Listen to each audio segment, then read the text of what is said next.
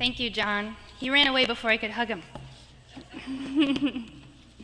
It's really great to be here this morning with you all today. I want to give a special thank you to a couple people who have brought us together. I'm really excited about the symposium and about learning and talking and growing over the next several days, 2 days. But I want to thank Peter Damiano. Where are you? Stand up. Well, you just saw him. He's over there. I want to also thank David Gould, who was thanked, John DeGraff, Jean Willard, and Ben Honeycutt. Let's give them all a round of applause.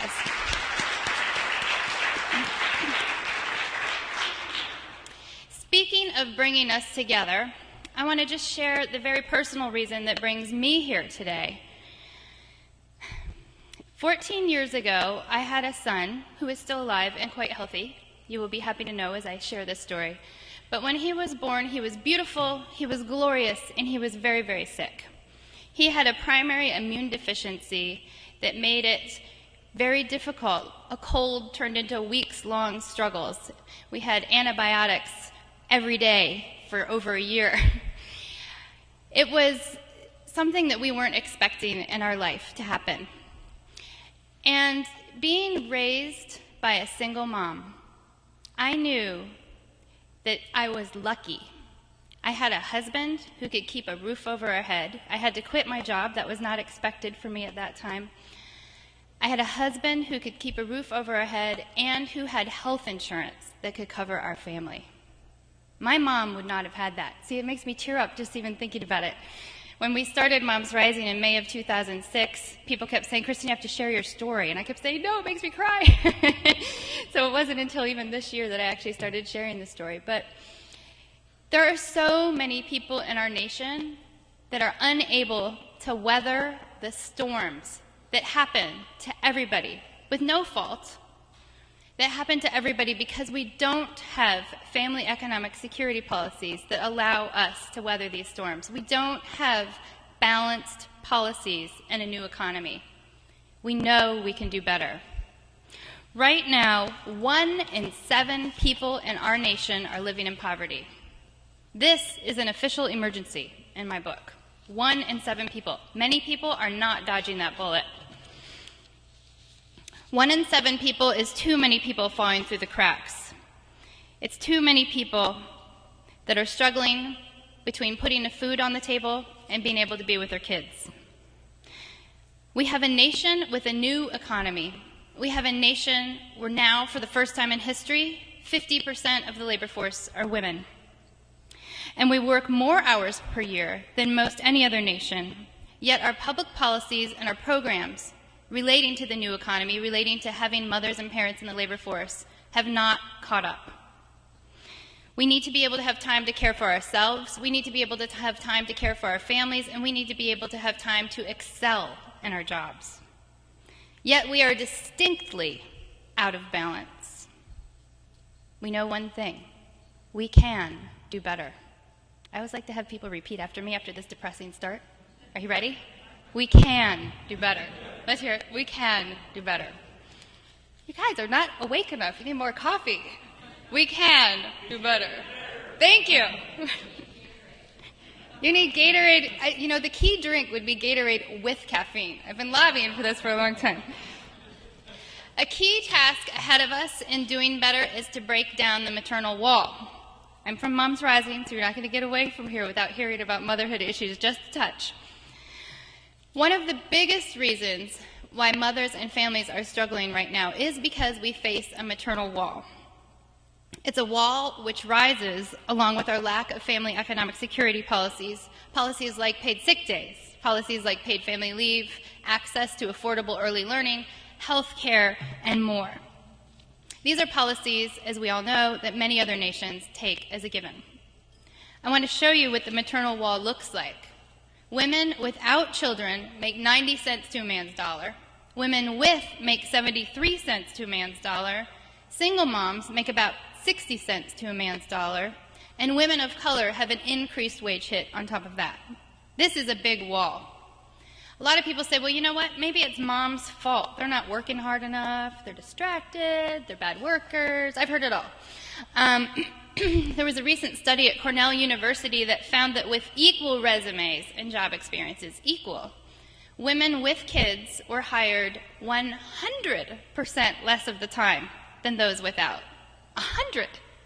I called the researcher. I said, have you missed a decimal point somewhere? 100? Are you serious? No, she was serious. That study also found that women with kids with equal resumes were offered $11,000 lower starting salaries, while fathers were offered $6,000 more. There is real discrimination going on here, and that discrimination is tied to our lack of family economic security policies and balanced life policies. The maternal wall, you may be wondering why I'm talking to you all about this, actually affects a huge number of women. Over 80% of American women do have children by the time they're 44. So we have many, many families that wall that you hit stays with you for your whole life. Those pay hits that happen continue for your whole life. It really begins to explain why so many women, so many children are living in poverty, why we have so few women in elected leadership, and why not enough children are getting the healthy start they need. I want to have you all leave here knowing that the maternal wall is a big part of what's standing in the way of the glass ceiling. We as a nation have a problem. We here in this room have a problem, and I'm excited that we're coming together to address it. I want to remind everybody that there are rippling repercussions, you all know this, to the maternal wall, but I'm going to share some more sad statistics before we get to the happy part. The rippling repercussions are that recently the USDA reported that 1 in 4 children are experiencing food scarcity due to family economic limitations. 1 in 4. That's huge. Having a baby is a leading cause of a poverty spell, and half of all families with children under age 6 are, in fact, in low-income families. When this many people are having the same problem at the exact same time, we have a societal issue and not an epidemic of personal failings that writing smaller in a calendar will fix. A lot of people think, well, you could just do more, you could add more. That's not going to work. We need actual structural policy solutions. Fortunately, studies show that passing policies like paid family leave, like access to affordable child care, like health care, actually helps lower the wage gap between women and men and helps us all of us, children or not, lead more balanced lives. These policies raise all boats. Additional studies also show that moving such policies forward, policies like access to flexible work options, helps businesses because they are able to make more money. Why? Employees are happier. Employees perform better. Employees leave their jobs less frequently, so there's lower costs for recruitment and retraining. These policies help people. They help moms, they help children, they help non-moms, grandparents, aunts, uncles, anybody who has a mom, and businesses. This is important, what we're doing here. It's important for us to move these policies forward because there are win solutions. I always like it when we can get multiple wins in. Together we in this room, along with people who aren't in this room, can help change this landscape. And that belief in the very core of my mitochondria, the engine of my cells, that change can happen, that people can have a significant impact on making change, is why I co-founded MomsRising in May of 2006 to work on these public policy issues. I want to share with you that we started with a handful of members and now have over 1.2 million members across the nation who are extremely active on the ground and online, working to move such policies forward. In addition, we now have a social media and blogging reach that's been estimated to reach 3 million people. And we have become an accidental media outlet in and of ourselves with over 250 regular bloggers. If any of you want to blog for MomsRising and share your thoughts, please contact me afterwards. We're always welcoming new folks to talk. Suffice to say that a movement is growing. We have a movement growing. It's not just Moms Rising. Moms Rising is aligned with over 150 other national organizations, as well as many local organizations and many folks in this room, Jody, working together on a daily basis to move these changes forward. We are seeing a huge wave of change. We have moms telling moms, friends telling friends, people signing up together to get engaged, to get active, and to change our lives for the better. We are seeing, as a result of this, federal policies that I like to remember. In 2006, we had the one bill, the Balancing Act. It was a huge bill. I don't know if you guys remember this one. It had everything that we want in it, and it cost more than the GDP. It was going to pass in the year 4000. Those policies we've seen increasingly breaking up into smaller, more viable, and easily to pass policies. We've got like 4 paid family leave bills actually somewhat moving at the federal level, which is fabulous. We've got paid sick days bills, the Healthy Families Act. We're seeing healthcare reform move forward. Our members made over 650,000 constituent contacts on the ground and online just in the months leading up to the final vote. We've got massive forward momentum at the federal level. We've got a president who's trying to put money in the budget for states for paid family leave. This is a moment to celebrate. We're passing policies at the state level, and we're passing policies in cities.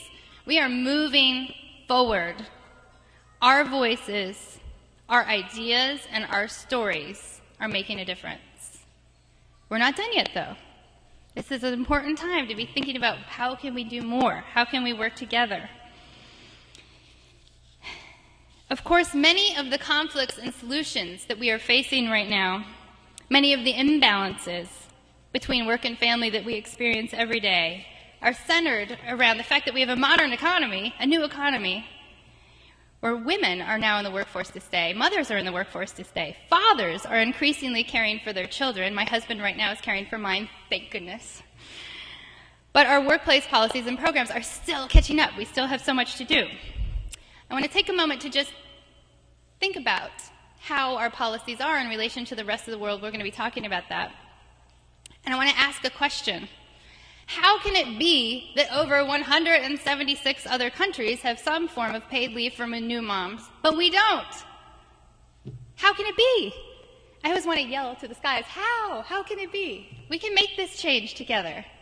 We joined Papua New Guinea, Swaziland, and Liberia with the dubious distinction of not having this fabulous policy. We can do better. Remember that phrase? We can do better. Come on, people. We can do better. Thank you. And I have to ask another question. How can it be that over 160 other countries have a guaranteed minimum paid sick days, and we are not one of them? 80% of our low-wage workers don't have access to a single paid sick day. 80%. 40% of our private sector workers are in that same boat. This is ridiculous. We've got stories from our members of people having strep throat and serving food. It's not the workers' fault. I want to make sure that people understand that. People are having to make difficult choices. Remember, 1 in 4 children are experiencing food scarcity. We have parents who are having to work sick because they need to put a roof over their children's head and feed their kids. This is ridiculous. This is a ridiculous situation. It's so ridiculous that we all can come together and fix it. So I'm excited about that. We can catch up. Let's say, we can do better. Thank you. The fact that other countries have made these changes and their economies have not sunk into the ocean and died is a good sign for us. I'd like to think about that because our current situation in the United States is critical. Too many people are facing these issues. Moms Rising, we collect a lot of stories from our members. So, for example, for paid sick days, we recently collected stories from every state in the nation, put them into a giant book, and delivered them both on the ground in district to every member of Congress as well as in D.C. to every member of Congress. People don't talk about these stories openly, oftentimes assuming in our culture of rugged individualism that they are alone. So one of the things that we can do and one of the things that advocacy organizations can do is let people know we are in this together. We are in this together. You are not alone. There's a pattern going on and a pattern that we can fix. So with a changed labor force, one of the things in a new economy is that the wages of moms, the wages of women, are increasingly important. Moms are the key breadwinners in an increasing number of families. And people often assume moms aren't working. So at this point, my son tells me that, Mom, you've been talking long enough, you need to have a joke. So I'm going to have a joke. I told him that my stuff is too depressing. I have no jokes, and I'm actually not that funny. He said, okay, I will make one up for you. I was very concerned. What kind of joke is my son going to make up? So he said, why did the mom cross the road? I said, why? He said, to get to work like 73% of the other moms. And I said, okay, this is good. And then he goes, Mom, you have to tie your issues to your joke, to your statistics, all the time, and can I have $1 every time you say it? So I'm not paying him yet, but it's a good joke.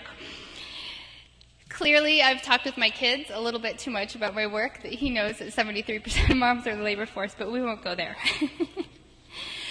But I do want to mention just that there has been a quiet revolution in the labor force. I mentioned earlier that, for the first time in history, women are 50% of the labor force. We've got 3/4 of moms in the labor force. This is huge. Women are increasingly educated and employed. They're increasingly busy. We are up against a time bind. One of the things that MomsRising does is we know that women are busy. I mean, how are you going to work and juggle kids and family and your life and be an activist? So one of the things that we do is we provide multiple avenues for people to be active, from 30 seconds to 30 hours. And you get lots of options each week on what you have time to do. So looking at that, looking at the changed labor force, we know that it's critically important to fight for the policies. And MomsRising has prioritized the policies in a way that I feel that you will all enjoy. You should be suspicious at this point. We have created an acronym with a little dance for our top policies that we're working on for women. So I want you to wiggle a tiny bit. All right. So I'm going to share our policies with you. M is for maternity, paternity leave. O, open, flexible workplaces. T, toxics-free homes and children. H, you need a friend for. I have no friend up here, so sorry. H, healthcare for all. You need somebody on the other side of your H. Be friends. H. E, I have trouble, I have heels. Excellent early learning. R, I need to be under 40 to do R, but is realistic and fair wages. S, also you need to be under 40. You have to wiggle. Sick days for all. All of these policies are linked together. And remember, studies show that passing family economic security policies not only help address work-family balance issues, which is critical, but also helps address the wage gap, which is huge. These are linked together. All of these things are linked together. The wage gap, having time, having money, all of these are linked together. We really want the wage gap between women and men to go down.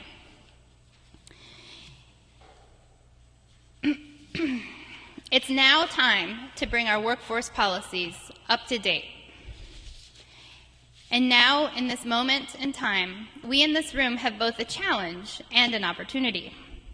The challenge is a bit depressing again. It's that when it comes to women's empowerment in the United States, we are not moving forward, I am sad to say. We are falling behind. According to the International Gender Ratings, the last time they came out by the World Economic Forum, the United States fell 4 spots from last year. We stand at 31st of all nations in women's equality, just behind Lithuania.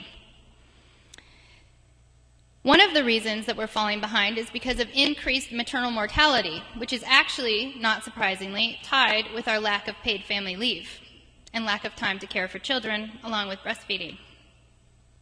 Another reason is that we have so few women elected to our national offices. The U.S. is now tied with Turkmenistan at a low 73rd of all nations in having women elected to office. We can do better. Let's hear it again. We can do better. We can do better. You guys are, you're going to have Gatorade with caffeine soon. We can do better.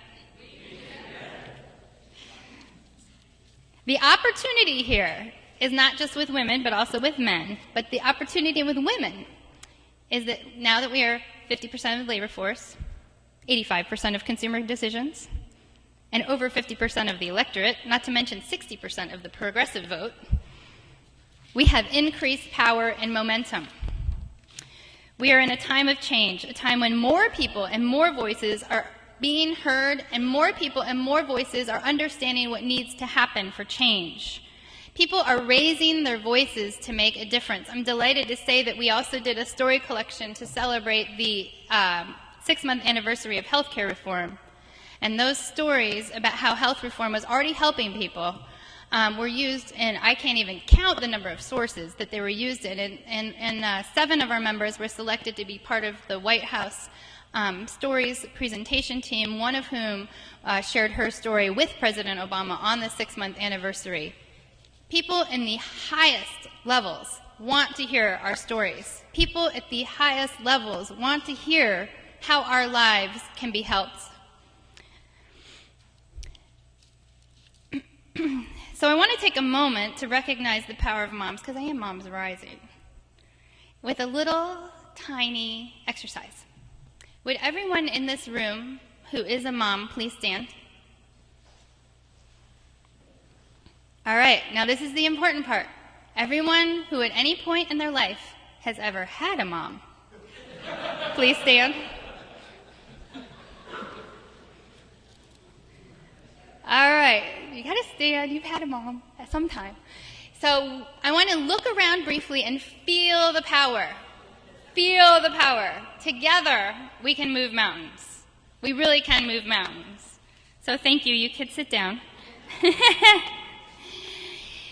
The time is now for us to use our power and act together.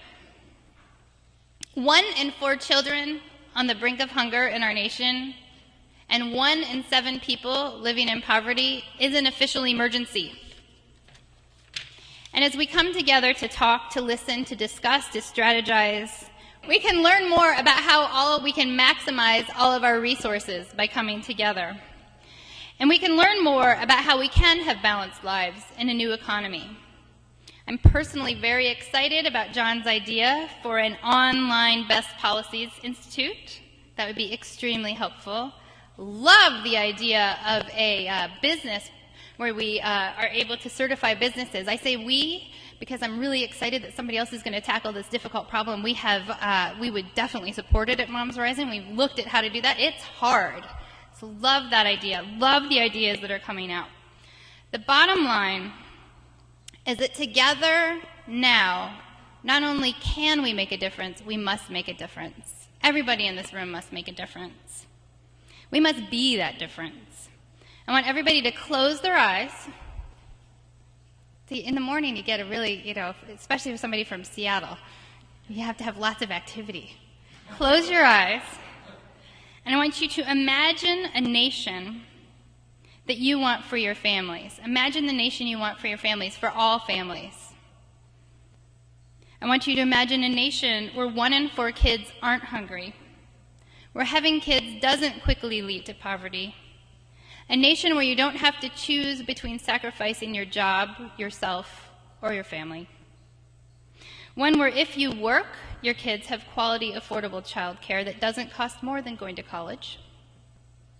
One where if you're home full-time, your work, because we have to know it is work to raise kids, is valued enough that you still get Social Security and health care. One where we're able to be what we dreamed we could be when we were kids. One where we're able to have time for ourselves. I can see it. You can open your eyes. I want you to hold on to that thought as you participate in all aspects of the symposium. Because together, we can make that vision that you just had a reality. Thank you.